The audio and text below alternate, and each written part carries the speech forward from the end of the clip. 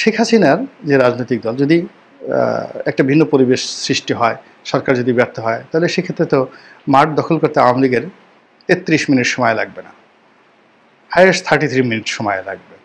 কেন 33 বললাম? ৩৩ সংখ্যাটি খুব, যাকে বলা হয় ইফেক্টিভ। বিজ্ঞানে, ধর্মে এই ৩৩ সংখ্যাটিকে নানাভাবে আখ্যায়িত করা হয়েছে লাকি 33 হিসেবে। যেমন বলে না ৩৩ বার সুবহানাল্লাহ, ৩০ বার আলহামদুলিল্লাহ, ৩৪ বার আল্লাহু আকবার। তো এই যে ৩৩ শব্দটি কেন? এই জন্য বললাম যে ৩৩ মিনিট সময় লাগবে না বাংলাদেশের প্রত্যেকটা জায়গাতে তাদের কর্তৃত্ব ফিরে পেতে আওয়ামী লীগের জাস্ট একটা শব্দোচ্চারণ করলে হয়ে যাবে বা একটা ঘটনা ঘটলে হয়ে যাবে। যেভাবে দেখেন, আমি আওয়ামী লীগ জামাতে বলতাম যে আওয়ামী লীগের পতন হলে মানে এই ১৫ বছর ১৫ ঘন্টাও লাগবে না পুরো মাঠ ঘাট দখল করতে বিএনপির, এবং ঠিক সেই ঘটনা ঘটেছে, সেম ঘটনা ঘটেছে। মানে ১৫ ঘন্টা সময় লাগেনি সব কিছুতে তাদের নিয়ন্ত্রণ প্রতিষ্ঠা করতে। যেই জায়গাটাতে তারা প্রতিষ্ঠা করতে পারেনি, আসলে সেই জায়গাগুলো তারা টার্গেট করেনি। শেখ হাসিনা কেঁদেছেন, আহাজারি করেছেন। এই যে এখন তার যে সকল অডিও বার্তা আসছে, কথাবার্তা আসছে, তাতে এই যে তাপস চলে যাচ্ছে, তাপসের সঙ্গে কথা বলছে, মানে যা কিছুই সামনে আসছে, তার যেটা মানবিক দুর্বলতা, তার সরকার যে পতন, এটা যে সেই চীন সফরের আগের থেকে শুরু হয়ে গিয়েছিল, এটা এখন ব্ল্যাক অ্যান্ড হোয়াইট। তদ্রূপ এখন সরকার বলতে গেলে আইসিইউতে আছে, এটা আপনি লিখে রাখেন, বর্তমান সরকার একদম আইসিইউতে আছে। এই সময়টাতে যত বেশি ঐক্যমত্য কমিশনের বৈঠক হবে, সেখানে হাতাহাতি, মারামারি, কাটাকাটি, গণ্ডগোল হবে এবং যাকে বলা হয় বিশ্রী একটা অবস্থা তৈরি হবে। They should stop it. এখন ডক্টর মোহাম্মদ ইউনূস যত বেশি মুভ করবেন, যত বেশি কথা বলবেন, যত বেশি অভিনয় করার চেষ্টা করবেন, যত বেশি শক্তিশালী হওয়ার চেষ্টা করবেন, এমনকি রিল্যাক্সড হওয়ার চেষ্টা করবেন, তত বেশি বিপদে পড়বেন। ফলে তাকে উচিত হলো খামোশ হয়ে যাওয়া। কিন্তু খামোশ না হয়ে তিনি যে কাজগুলো করছেন, আপনি দেখেন, আজকের এই ভিডিওটা আজকে করলাম, কালকে যে ভিডিও করবো সেই ভিডিওতে এই যে মানিক মিয়ার অভিনীত যারা জুলাই আগস্ট বিপ্লবের যে ঘোষণা, সেই ঘোষণার যে ফলাফলটা কী হয় জাস্ট দেখেন। শুধুমাত্র এতটুকু ইন্ডিকেট গেলাম, এখানে আনন্দ করার মতো, ফুর্তি করার মতো বা সেলিব্রেট, উদযাপন করার মতো কিছুই ঘটবে না।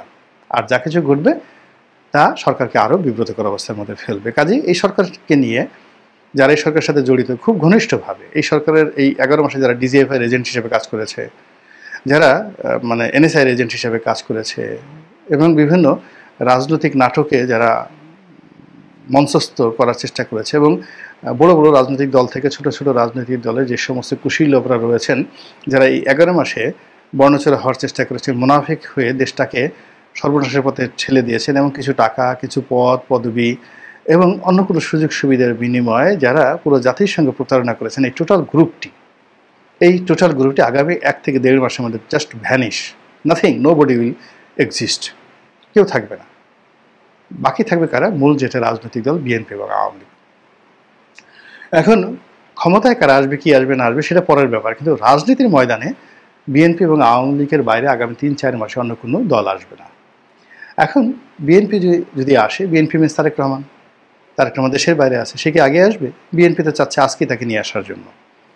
উপজেলা থেকে, ইউনিয়ন থেকে একদম ঢাকা শহরের সব জায়গা তাদের কর্তৃত্বে নিতে ১৫ ঘন্টার সময় লাগছে।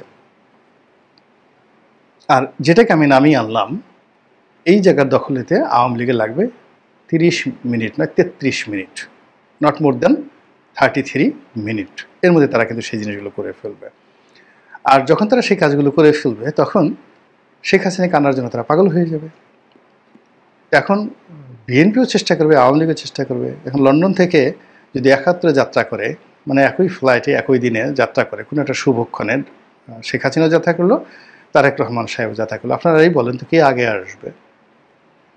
নাম্বার 1। নাম্বার 2 হলো, যদি ওইরকম একটা পরিস্থিতি তৈরি না হয়, তাহলে কি ঝুঁকি নেওয়ার জন্য শেখ হাসিনা এবং তারেক রহমান দুজনকে আসবেন? কে আগে আসবেন? আমার কাছে মনে হচ্ছে কেউ আগে আসবেন না, ব্যক্তিগতভাবে আসবে না। তবে একটা সুষময়, একটা সুন্দর পরিস্থিতি উভয় দলের জন্য যদি সৃষ্টি হয়, দুজনই আগে আসার জন্য চেষ্টা করবেন। তারেক রহমান সাহেবও আগে আসার চেষ্টা করবেন, শেখ হাসিনাও আগে আসার চেষ্টা করবেন। কারণ কে আসে, দিল্লি থেকে আগে ফ্লাইট আসে না লন্ডন থেকে আগে ফ্লাইট আসে, সেটা সময় আসলে দেখা যাবে। কিন্তু কালকে এই বিরূপ পরিস্থিতিতে তারেক রহমান সাহেব আসবেন, বা শেখ হাসিনা কালকে বাংলাদেশে আসবেন, এসে এখানে সব কিছু মোকাবেলা করবেন, তারেক রহমান সাহেব দল গুছাবেন, ইলেকশনে সব কিছু মনিটরিং করবেন, শেখ হাসিনা এসে মামলা মোকদ্দমা মোকাবেলা করবেন। আমার কাছে মনে হচ্ছে যে এটা মানে আমি যদি এই ধরনের কথাবার্তা বলি, বিএনপি এবং আওয়ামী লীগের যারা লোকজন আছেন তারা বলবেন যে আমি নির্বোধ দেখেছি, বেকুব দেখেছি, এই গোলাম মাওলা রনি এর মতো কোনো বেকুব দেখিনি। কাজে এই বিষয়গুলো অবান্তর। মূল ব্যাপার হলো সামনে যেটা রাজনৈতিক মেরুকরণ আসছে, রাজনৈতিক একটা ফিল্ড তৈরি হচ্ছে যেখানে আওয়ামী লীগ এবং বিএনপিকে অনিবার্য করে তোলা হবে এবং তাদেরকে সামনে এগিয়ে আনা হবে।